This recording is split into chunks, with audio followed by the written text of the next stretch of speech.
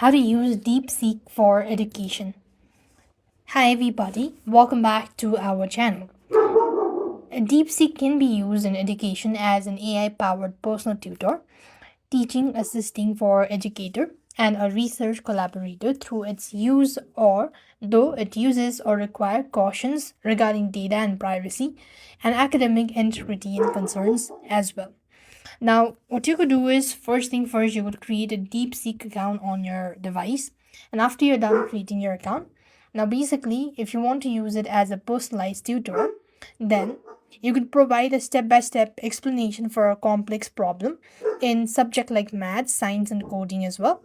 And it can adapt the difficulty of a content to learn the needs as well. Next, you could also do the study aid. It can generate custom guides, summaries of length, text, or videos, flashcard, and practice quiz as well. And next, it can also help you with the writing assistant. So the model can help refine ACs, check for grammar mistakes, suggestions, better sentence structures, and generate citations and various academic as well. So this way it can help DeepSeek can help in education. Not only this, it can also help in other ways such as research support or language learning as well.